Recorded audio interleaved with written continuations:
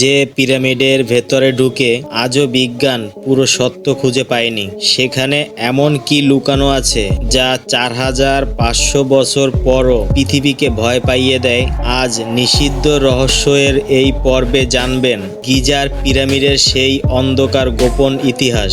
মিশরের ফেরাউন রাজারা শুধু সম্পদ, সেনাবাহিনী আর নীল নদের উপরই নয়, মানুষের মন ও বিশ্বাসের উপরও পূর্ণ নিয়ন্ত্রণ প্রতিষ্ঠা করেছিল। জীবিত অবস্থায় তারা নিজেদের দেবতা হিসেবে প্রতিষ্ঠিত করেছিল। কিন্তু একটি ভয়ঙ্কর সত্য ছিল যেখান থেকে কোনো ফেরাউন পালাতে পারত না, আর তা হলো মৃত্যু। রাজারা জানতো একদিন তারা বুড়ো হবে, অসুস্থ হবে আর মৃত্যুবরণ করবে। তখন সাধারণ মানুষ দেখবে রাজাও তো তাদেরই মতো মরেছে, আর সেই মুহূর্তে মানুষের মনে জমে থাকা ভয় ভেঙে যাবে। ভয় ভেঙে গেলে ক্ষমতা ভেঙে যাবে, সাম্রাজ্য হাতছাড়া হবে চিরদিনের জন্য। এখানেই মিশরের শাসকেরা ইতিহাসের সবচেয়ে বড় মনস্তাত্ত্বিক খেলা খেললো। তারা ধর্মকে অস্ত্র বানালো, ঘোষণা দিল সাধারণ মানুষ মরলে মাটির সঙ্গে মিশে যায়। কিন্তু ফেরাউন কখনো সত্যিকারের মারা যায় না, সে শুধু পৃথিবীর দেহ ছেড়ে আকাশে তার পিতা সূর্যদের আস্থানায় যায়, সেখান থেকে আবার পুরো পৃথিবীকে শাসন করে। মানুষের মনে আরেকটি ভয় ঢুকিয়ে দেওয়া হলো, যদি মৃত্যুর পর ফেরাউনের দেহ নষ্ট হয়ে যায়, যদি সাধারণ মানুষের মতো পচে যায়, তাহলে তার আত্মা নক্ষত্রলোকে পৌঁছাতে পারবে না। আর যদি রাজা শান্তি না পায়, তবে সূর্যদেব রুষ্ট হবেন, নীল নদ শুকিয়ে যাবে, ফসল নষ্ট হবে আর পুরো পৃথিবী ধ্বংস হয়ে যাবে। এই ভয়কে পুঁজি করেই তারা শতাব্দীর পর শতাব্দী কোনো বিদ্রোহ ছাড়াই শাসন চালিয়ে গেল। মানুষ ভাবতে লাগলো তারা রাজাকে নয়, নিজেদের পৃথিবীকে রক্ষা করতেই রাজাকে সেবা করছে। এখন ফেরাউনের সামনে নতুন প্রশ্ন, মৃতদেহ যদি পচন ধরে, মরুভূমির গরম আর বন্য পশুর হাত থেকে কিভাবে রক্ষা করা যায়? এখান থেকেই জন্ম নিল এক নতুন গোপন বিজ্ঞান, মমি তৈরি করার কৌশল, যাকে আমরা আজ মমিফিকেশন নামে চিনি। কিন্তু শুধু মমি বানালেই তো হবে না, সেই দেহকে এমন জায়গায় রাখতে হবে যেখানে না মানুষ, না পশু, না সময় কেউ পৌঁছাতে পারবে না। সেখান থেকে জন্ম নিল পিরামিডের ধারণা। প্রথম দিকে রাজারা মৃতদেহকে বাঁচাতে মাটির নিচে গভীর কবর তার উপর তৈরি হতো কাঁচা ইটের চৌকা কাঠামো, যাকে বলা হতো মাস্তাবা। কিন্তু এগুলো টেকসই ছিল না, মরুভূমির ঝড়ে ক্ষয়ে যেত আর দস্যুরা সহজেই ভেঙে সোনা রত্ন লুট করে নিত। তখন মিশরের রাজারা বুঝলো তাদের দরকার পাথরের এমন এক স্থাপনা যাকে সময়ও হারাতে পারবে না। আর ইতিহাসে প্রবেশ করলে প্রথম মহা প্রকৌশলী ইমোহটেপ রাজা জোসারের জন্য তিনি কাদায় নয় পাথর বেছে নিলেন।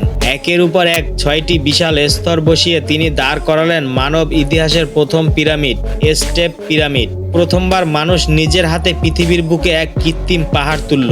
কিন্তু এখানেই থামেনি লোক। পরে ফেরাউন নেফুস সিদ্ধান্ত নিলেন ধাপওয়ালা নয়, চারিদিকে মসৃণ নিখুঁত পিরামিড চাই। 54 ডিগ্রি কোণে পাথর বসানো শুরু হলো, কিন্তু বড় ভুল হয়ে গেল।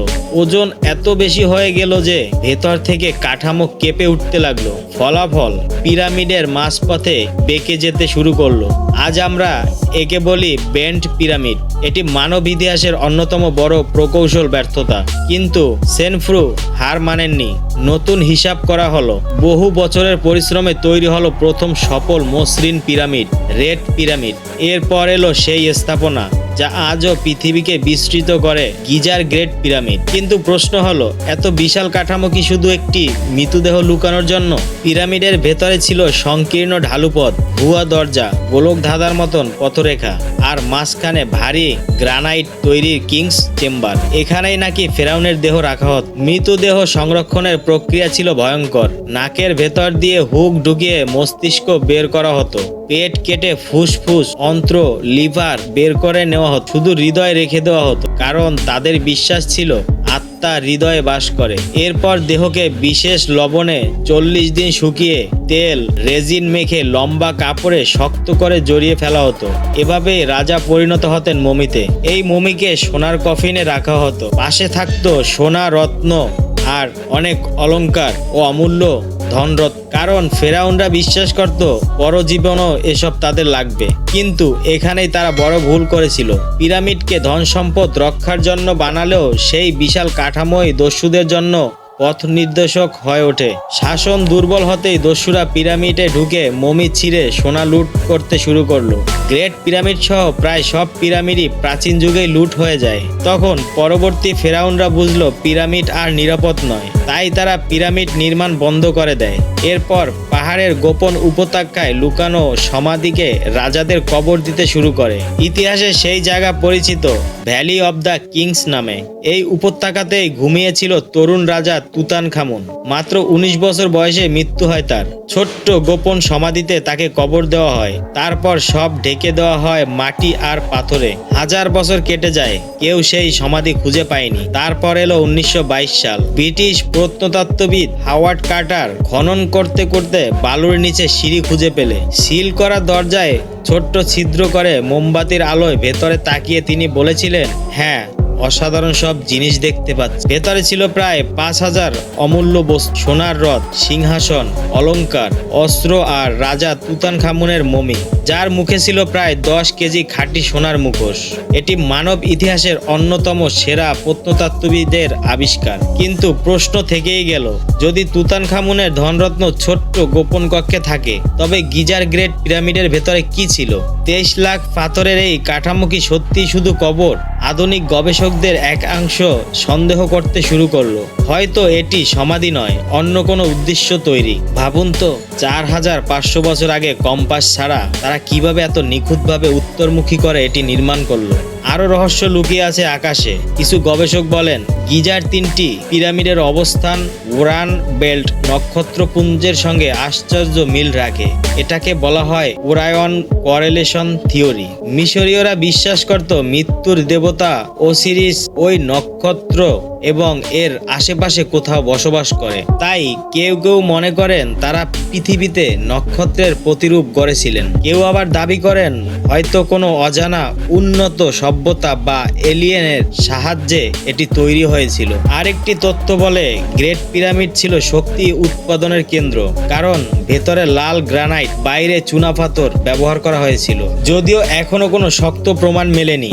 এই রহস্য ভাঙতে বিজ্ঞানীরা রোবট পাঠিয়েছিলেন পিরামিডের সরু সুড়ঙ্গে, যেখানে মানুষ ঢুকতে পারে না। রোবটটি অন্ধকারে এগিয়ে গিয়ে হঠাৎ থেমে গেল।